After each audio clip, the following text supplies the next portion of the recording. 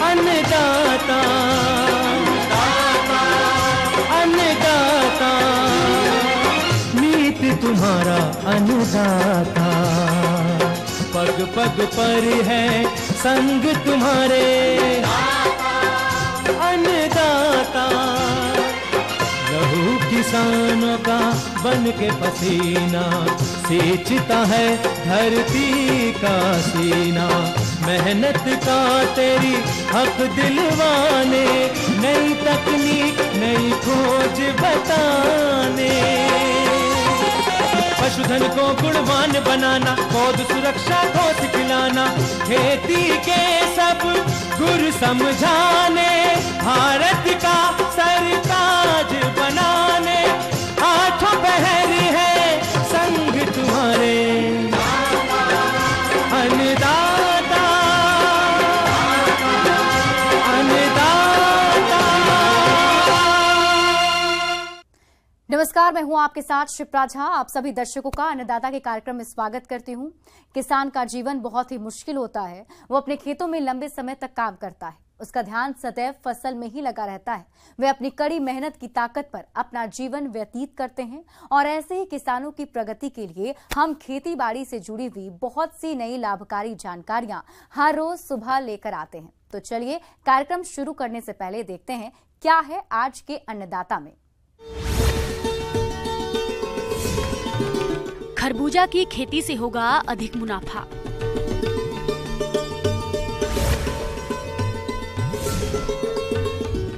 NADEP compost बनाने का विधि और उपयोगिता।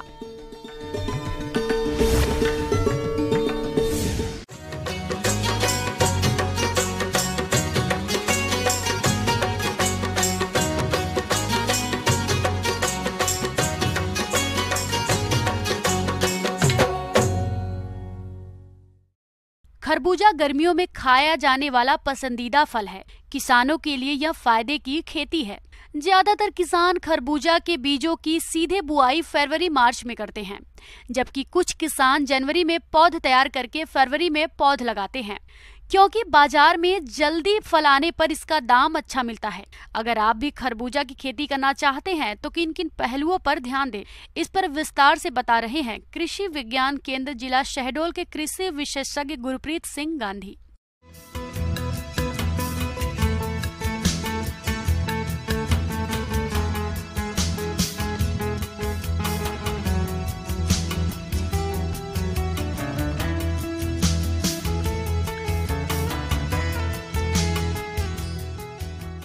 किसान भाई, वर्तमान समय में जो है एक प्रमुख फसल जो है ग्रीष्मकालीन खरबूजे की खेती। तो आज मैं आपको खरबूजे की वैज्ञानिक खेती किस प्रकार कर सकते हैं उसकी जानकारी दूंगा।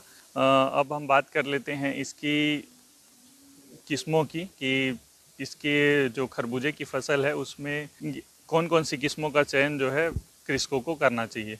तो सबसे पहले हम बात करते हैं पूसा सरबती जो है, ये शीघ्र पकने वाली एक खरबूजे की किस्म है और इसमें एक जो किस्म है वो पूसा मधुरस, और इसके साथ साथ एक इसकी जो विशेष किस्में बोल सकते हैं दुर्गापुर मधु, और इसके साथ साथ एक और इसकी जो अन्य किस्म है वो है पूसा रसराज। इसका फल जो है चिकना होता है, धारीदार रहित होता है, इसमें मतलब धारी नहीं रहती है, और गुदा जो है इसका मीठा होता है, और इसकी उपज लगभग 200 से 250 क्विंटल प्रति हेक्टेयर तक हम ले सकते हैं। इसमें बात करेंगे भूमि के चयन की, तो खरबूजे की खेती जो है उचित जल निकास वाली जो भूमि रहती है, जिसका पीएच मान लगभग 6 से 7 तक होना चाहिए, और अधिकतर जो है ये नदियों के कछार में इसकी खेती की जाती है। और एक चीज़ का हमको विशेष ध्यान रखना होता है कि इसमें जल भराव वाली स्थिति जो है नहीं बननी चाहिए। खेती करने के लिए खेत की गहरी जुताई के बाद 2 बार कल्टीवेटर और आवश्यकता अनुसार रोटावेटर तथा पाटा चलाकर खेत तैयार करें। अगर खरबूज की फसल में पोषण प्रबंधन की बात की जाए तो इसमें जो है विशेष ध्यान देने की आवश्यकता होती है। तो इसके लिए हम सबसे पहले जो है 25 से 30 टन अच्छी पकी हुई गोबर की खाद के लिए सहायक होता है, और हम बात करें अगर रासायनिक खाद की, तो नाइट्रोजन, फास्फोरस, पोटास की इसमें मात्रा जो है 80, 60 और 60, मतलब 80 किलो नाइट्रोजन और फास्फोरस 50 किलो और पोटास जो है 50 किलो की मात्रा इसमें देनी चाहिए। तो बेसल डोज में आप इसको नाइट्रोजन 25 से 30 किलो और फास्फोरस और पोटास की पूरी मात्रा जो है आप बेसल डोज के रूप में डाल सकते हैं। और बाकी जो नाइट्रोजन की मात्रा बचती है तो उसको आप 2 भागों में बांटकर आप उसको भी दे सकते हैं। इसके बाद हम किसान भाइयों बात कर लेते हैं खरबूजे की बुआई के पूर्व जो है हमको क्या क्या सावधानी रखनी चाहिए, क्या क्या क्रियाएं करनी चाहिए। तो खरबूजे को जो है दिसंबर से मार्च तक बोया जा सकता है और बीज दर जो है इसके लिए 4 से 6 किलोग्राम बीज की आवश्यकता पड़ती है प्रति हेक्टेयर की दर से। तो इसके लिए सबसे महत्वपूर्ण है बीजोपचार। तो खरबूजे की फसल के जब हम बीज बोते हैं इसके लिए तो बीजों को थायरम से जो है 2 ग्राम प्रति किलोग्राम बीज की दर से हमको अच्छी तरीके से बीज उपचार कर लेना चाहिए, जिससे फफूंद जनित होने वाले रोगों से इसका बचाव किया जा सकता है। तो बीज को 24 से 36 घंटे तक पानी में भिगोकर मतलब रखने के बाद जो है बुआई अगर हम करेंगे तो इससे बीजों का अंकुरण अच्छा होता है और फसल जो है 7 से 10 दिन पहले आ जाती है। इसके बाद हम बात कर लेते हैं किसान भाइयों बीज को मतलब बोने की विधि की। खेत में लगभग 50 सेंटीमीटर चौड़ी और 30 से 40 सेंटीमीटर गहरी नालियां बना लें। एक नाली से दूसरी नाली की दूरी फसल की बेल की बढ़वार के अनुसार 1.5 मीटर से 5.0 मीटर तक रखें। बुआई से पहले नालियों में पानी लगा दें। जब नाली में नमी की मात्रा बीज बुआई के लिए उपयुक्त हो जाए तो बुआई के स्थान पर मिट्टी भुरभुरी करके 0.50 से 1.0 मीटर की दूरी पर बीज बोएं। थाला बनाकर महीन मृदा या गोबर की खाद से उसको ढक देते हैं और अंकुरण के बाद 2 पौधे छोड़ के शेष को उखाड़ लेते हैं। फसल से समय समय पर खरपतवार निकालना बहुत जरूरी हो जाता है। अगर खरपतवार नहीं निकालेंगे तो पौधों में कीट लगने का डर रहता है और खरपतवार पौधों को बढ़ने भी नहीं देते हैं। जरूरत पड़ने पर फसल में 3 से 4 बार हल्की निराई गुड़ाई करें। निराई गुड़ाई के समय इस बात का ध्यान रखें कि पौधों की जड़ों और बेल को कोई नुकसान ना पहुंचे। इसके बाद हम बात करते हैं सिंचाई प्रबंधन की, जल प्रबंधन की। तो खरबूजे की फसल चूँकि मैंने आपको पहले भी बताया है कि हल्की ज़मीन पे होती है या रेतीली भूमि पर इसकी खेती की जाती है। जब तक फसल 1 महीने की नहीं हो जाती तब तक लगातार आप 3 से 4 दिन के अंतराल में इसकी हल्की सिंचाई करते रहें और 1 महीने के बाद आप इसकी आवृत्ति बढ़ा सकते हैं, मतलब 6 से 7 दिन 8 दिन के अंतराल में भी इसकी सिंचाई फिर कर सकते हैं। तो किसान भाइयों ये थी मेरे द्वारा बताई गई खरबूजे की खेती की कुछ विशेष बातें जिनका आप ध्यान रख के आप खरबूजे की फसल का अधिक से अधिक उत्पादन ले सकते। किसान भाइयों अब लेते हैं एक छोटा सा ब्रेक।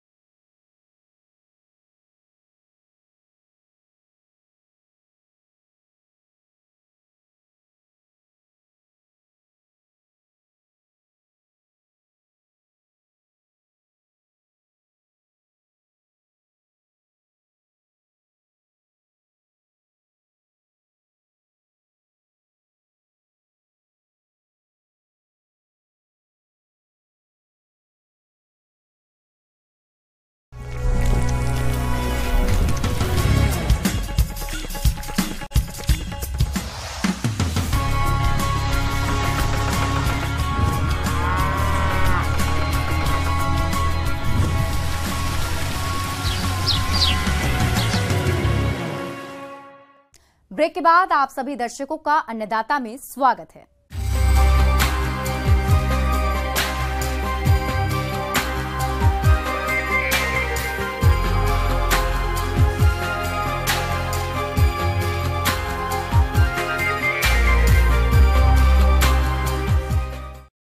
कंपोस्ट बनाने का एक विकसित तरीका है नाडेप विधि, जिसे महाराष्ट्र के कृषक नारायण राव पांडरी पांडे ने विकसित किया है। इससे निर्मित खाद में फसलों के लिए जरूरी सभी पोषक तत्व मौजूद होते हैं और इसे काफी आसानी से किसान अपने घर पर ही बना सकते हैं। तो चलिए नाडेप कंपोस्ट बनाने की विधि और इसके लाभों के बारे में जानते हैं कृषि वैज्ञानिक डॉक्टर हरेंद्र यादव से।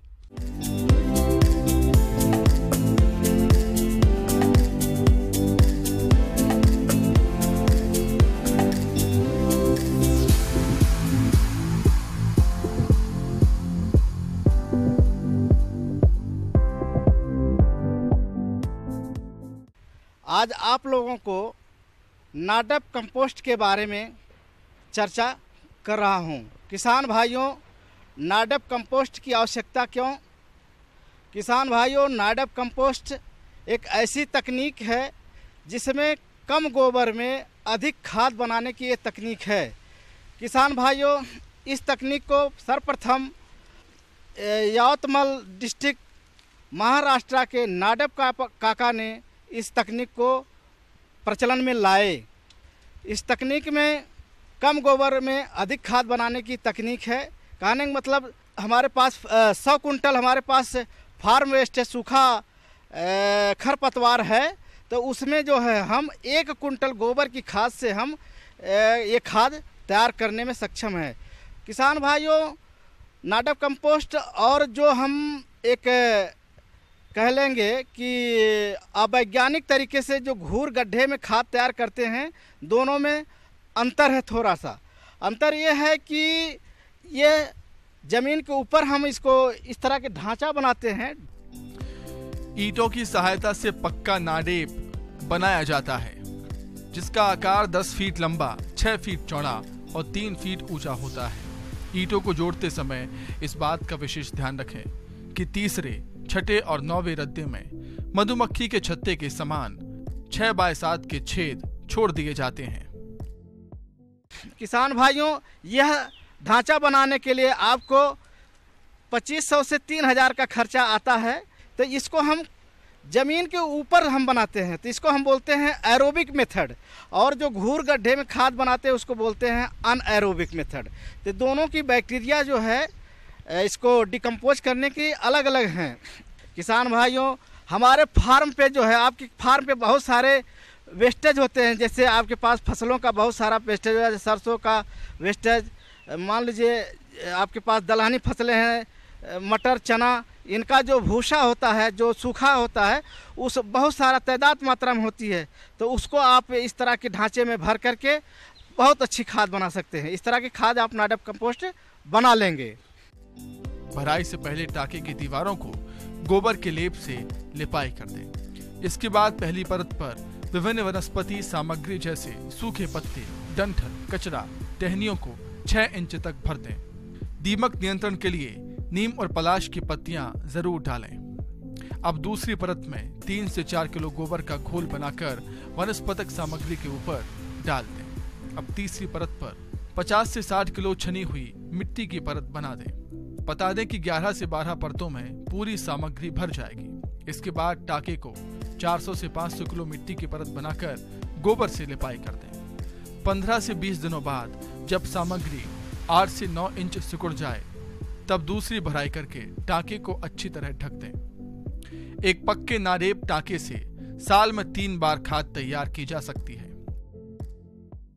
किसान भाइयों, जब हम ये पैक कर देंगे तो इसमें जो है, जब इसकी प्रक्रिया एरोबिक मेथड स्टार्ट होगा, इसका टेम्परेचर लगभग 80 से 95 सेंटीग्रेड टेम्परेचर होता है। खरपतवार के बीज हैं वह इसमें नष्ट हो जाते हैं। तो आपके खेत में वह गोबर के खाद के द्वारा पहले चला जाया करता था, वह नहीं जाएगा, जो है इसकी एक बहुत बड़ी उपलब्धता है। इसकी एक बहुत बड़ी विशेषता इस नाडेप कंपोस्ट की कि आपके खेत में खरपतवार के बीज नहीं जाएंगे और अनावश्यक अवांछित जो है खरपतवार आपके खेत में नहीं उगेंगे, इस तरह की खाद को जब उपयोग करेंगे। किसान भाइयों, यह खाद आपको 3 महीने में तैयार हो जाती है और घूर गड्ढे में जो खाद तैयार करते हैं वो 6 महीने में तैयार होती है। और वह खाद, घूर गड्ढे की खाद ढेलेदार होती है। ये खाद जो है इस तरह के भुरभुरा एकदम जो है चाय की पत्ती की तरह इस तरह की आपकी खाद रहेगी किसान भाइयों। तो इसमें यह है कि आप अपनी खड़ी फसल में भी इसको यूज कर सकते हैं। इस विधि से तैयार की गई खाद 0.5 से 1.5% नाइट्रोजन, 0.5 से 0.9% फास्फोरस और 1.2 से 1.4% पोटाश तथा अन्य सूक्ष्म तत्व पाए जाते हैं। जब गोबर की खाद को डालते हैं तो वो 1 महीने के बाद काम करता है। और इस खाद को जब हम करेंगे तो ये 15 दिन में जो है पौधे को मिलना प्राप्त हो जाता है, क्योंकि ये एकदम भुरभुरी चाय की पत्ती की तरह होता है। किसान भाइयों, ये खाद का मात्रा जो है 1 एकड़ में 8 से 10 कुंटल खाद हम इसको यूज करते हैं 1 एकड़ में। आप जैसे घूर गड्ढे की खाद को बना के बेचते हैं उस तरह से इस खाद को भी बेचिए। आपके घूर गड्ढे खाद से इसकी जो है यह खाद ज़्यादा महंगी होगी। अगर घूर गड्ढे की आपको 3,000 रुपये ट्रैक्टर है तो यह 5,000 रुपये ट्रैक्टर आपका खाद बिकेगा, ये निश्चित रूप से। आगे और भी है खेती बाड़ी से जुड़ी हुई बहुत सी रोचक जानकारियां। यहाँ रुकेंगे एक और छोटे से ब्रेक के लिए।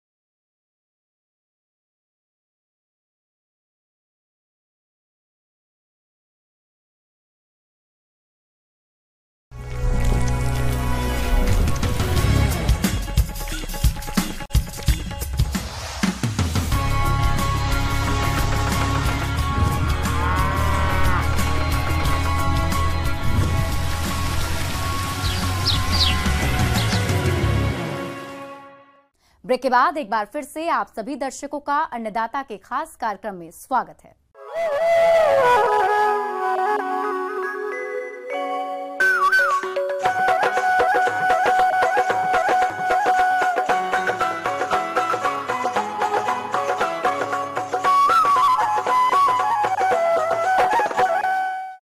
प्रदेश के बहुत से किसान भाई कई तरह की मुर्गियों का पालन करके अच्छा खासा मुनाफा कमाते हैं।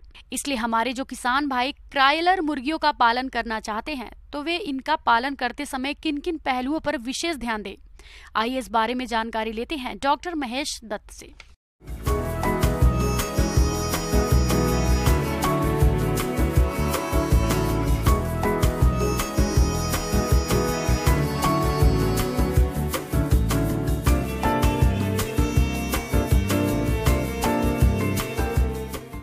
आज मैं आपको बताऊंगा कि कैसे एकीकृत कृषि में हम, जैसे मैंने अभी बताया आपको, मुर्गी पालन, बकरी पालन या भैंस पालन को हम इसमें एक इकाई के रूप में उसको ले सकते हैं।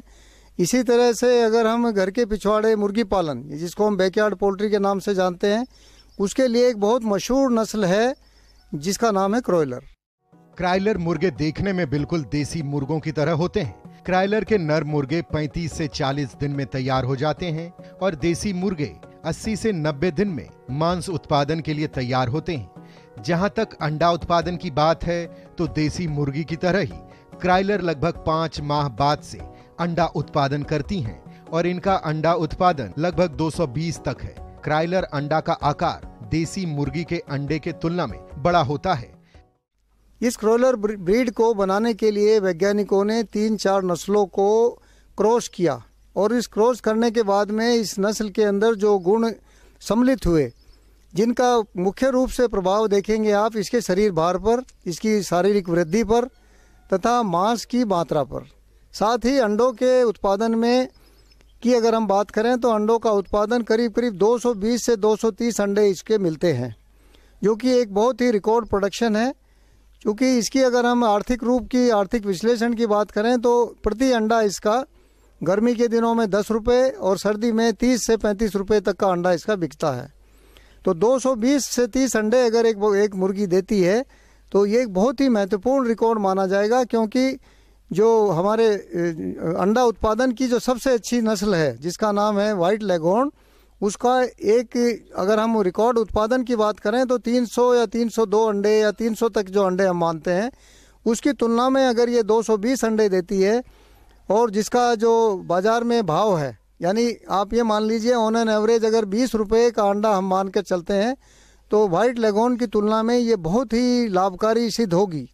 जिसका मुख्य कारण है कि वाइट लेगोर्न के लिए आपको 12 से 15 टीके लगाने पड़ते हैं, लेकिन इन बैकयार्ड बर्ड्स की अगर हम बात करें तो इनमें 3 से 4 टीके ही सफिशिएंट है। अगर अंडा उत्पादन को देखते हुए क्राइलर मुर्गे की तुलना व्हाइट लेग हॉर्न मुर्गी से भी करें तो व्हाइट लेग हॉर्न का अंडा उत्पादन तो अधिक है, लेकिन इनके प्रबंधन पर खर्च आता है, जबकि क्राइलर के प्रबंधन पर खर्च कम आता है। इसी तरह मांस उत्पादन के लिए क्राइलर का पालन करते हैं तो इनमें ब्रायलर मुर्गियों की तुलना में बीमारियां कम लगती हैं, कम समय में अधिक वजन की हो जाती हैं, इनके मांस की डिमांड अधिक रहती है। रही बात इनके खान पान की, तो वाइट लेगोर्न मुर्गी के लिए आपका जो खाने या रखरखाव का खर्चा है वो अधिक आएगा। इन मुर्गियों के रखरखाव या खान पान का खर्चा कम इसलिए आता है क्योंकि ये काफ़ी हद तक यानी 25 से 30% या 35% तक आप घर के बचे हुए खाने, बचे हुए अनाजों के अवशेष, फलों के अवशेष, सब्जियों के अवशेष भी आप इनको दे सकते हैं। ये एक बहुत ही महत्वपूर्ण बात है कि खाने के ऊपर का अगर खर्चा हम बचाते हैं तो हमारी आमदनी और अधिक बढ़ती है। क्राइलर मुर्गियों के आहार प्रबंधन में लगने वाले खर्च को कम करने के लिए इनको खुली जगहों में भी छोड़ सकते हैं, जहां ये कीड़े मकोड़े, घास और सड़ी गली चीजों को खाकर आहार की जरूरतों को पूरा कर सकती हैं, या बिछाली पद्धति में बने बनाए आहार देकर इनके आहार की पूर्ति कर सकते हैं। आज बाजार में सभी तरह के तैयार किए गए आहार उपलब्ध हैं, या आप चाहें तो घर पर भी आहार तैयार कर सकते हैं। एकीकृत कृषि के लिए यानी इंटीग्रेटेड फार्मिंग में अगर आप कभी कोई एक यूनिट पक्षियों की यानी मुर्गियों की लाएं तो बैकयार्ड बर्ड जैसे प्रतापधन की मैंने बात की या निर्भीक की हमने बात की या मान लीजिए कड़कनाथ की बात करी, उसी तरह से आप क्रोलर नस्ल को भी आप रख सकते हैं, जो कि ये एक बहुत ही महत्वपूर्ण नस्ल विकसित की गई है।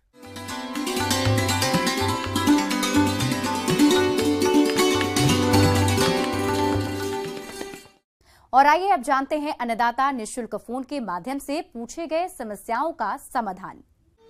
अन्नदाता निःशुल्क फोन संपर्क सेवा के माध्यम से पूछे गए प्रश्नों में से आज हमने जिस प्रश्न को कार्यक्रम में शामिल किया है उसे पूछा है ग्राम डोंगरपुर, जिला मुरैना के कृषक नरेंद्र धाकड़ ने। ये पशुओं के संतुलित आहार प्रबंधन के बारे में जानकारी चाहते हैं। तो नरेंद्र धाकड़ जी, आपकी जानकारी के लिए प्रस्तुत है कार्यक्रम का ये अंश। शीत ऋतु में डेयरी व्यवसाय को आप किस तरह से बहुत अच्छे से मैनेज कर सकते हैं। यह मौसम ऐसा है जिसमें सर्वाधिक हमारे जो पशु हैं, जो गाभिन योग्य गायें हैं या भैंस हैं, तो इस मौसम में गाभिन होती हैं, और यही मौसम ऐसा है जिसमें पशु ज़्यादा से ज़्यादा जमते भी हैं। तो हमको इस सब के बहुत ध्यान रखना पड़ेगा कि उनको संतुलित आहार देते रहें जो गाभिन पशु हैं। किसान भाइयों, दुधारू पशुओं से अधिक दुग्ध उत्पादन मिले, इसके लिए पशुओं के आहार प्रबंधन पर विशेष ध्यान देने की आवश्यकता होती है। यदि आप थोड़ी सी भी लापरवाही करते हैं तो दूध उत्पादन में भारी गिरावट आ सकती है, जबकि डेयरी व्यवसाय में 60% खर्चा आहार प्रबंधन पर ही आता है। इसलिए आहार प्रबंधन पर अधिक ध्यान देने की जरूरत होती है। जो पशु हैं, खासतौर से जो ज़्यादा दुग्ध उत्पादन क्षमता वाले जानवर हैं, उनके चारा दाना की व्यवस्था आवश्यक होती है, क्योंकि बरसात निकलने के बाद घास और हरा चारा काफ़ी प्रचुर मात्रा में उपलब्ध होता है। हरा चारा जो शीत ऋतु में सबसे ज़्यादा उपलब्ध होता है वह है बरसीम, लूसर्न और जई। इसकी मात्रा आप जैसे जैसे बढ़ाएंगे आपको खाद्य पदार्थ की जो खर्चीला होता है कंपैरेटिवली, उससे आपको थोड़ा सा राहत मिलेगी। तो वह हम ये देखें कि एकदम से हम हरा चारा उसको बहुतायत में ना खिलाएं, नहीं तो उसको अपच और खासतौर से आफरा की समस्या बहुत ज़्यादा होती है। किसान भाइयों, आप अपने पशु को हरा चारा और सूखा चारा मिलाकर खिलाएं दुधारू पशुओं को 10 किलोग्राम सूखा और 30 किलोग्राम हरा चारा प्रतिदिन खिलाएं, जिससे पशु को अपच की समस्या से बचाया जा सकता है। तो धीरे धीरे आप दें। कुछ आपको दाना मिश्रण तैयार करके रखना पड़ेगा, उसमें समावेश करके रखना पड़ेगा। पशुपालक भाइयों, घर पर 100 किलोग्राम संतुलित आहार मिश्रण तैयार करने के लिए मक्का या जौ 40 किलोग्राम, मूंगफली की खली 20 किलोग्राम, दालों की चूरी 17 किलोग्राम, चावल की polish 20 kilogram, mineral mixture 2 kilogram, साधारण नमक 1 किलोग्राम, इन सभी अवयवों को अच्छी तरह मिलाकर सूखे स्थान पर भंडारित करें। तो पशुपालक भाइयों, इस तरह आप संतुलित आहार मिश्रण स्वयं घर पर तैयार करके अपने पशुओं को खिला सकते हैं और अधिक दूध उत्पादन ले सकते हैं। अब बात करते हैं पशुओं को आहार खिलाते समय क्या क्या सावधानियां रखी जानी चाहिए, जिससे पशुओं का स्वास्थ्य ठीक बना रहे। इन पहलुओं पर खासकर ध्यान देने की जरूरत होती है।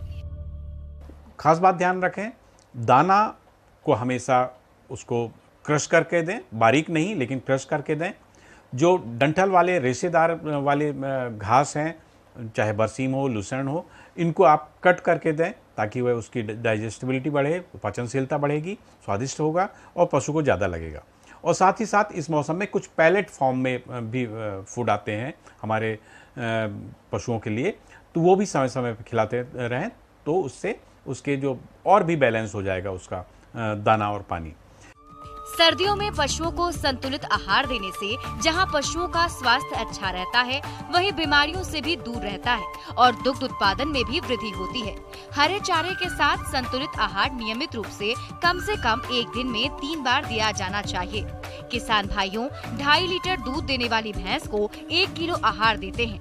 3 लीटर दूध देने वाली गाय को भी 1 किलो आहार देते हैं। जीवन निर्वाह हेतु गाय को 1.5 किलो व भैंस को 2 किलो दाना मिश्रण अतिरिक्त प्रतिदिन देना चाहिए।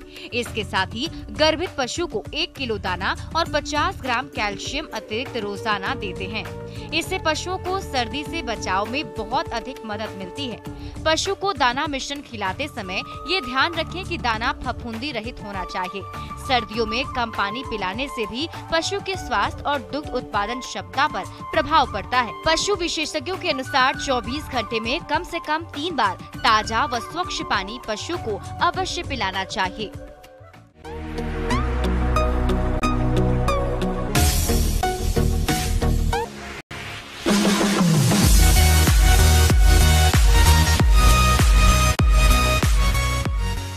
और आइए एक नजर डाल लेते हैं राज्य के कुछ मंडियों के प्रमुख फसलों के बाजार भाव पर।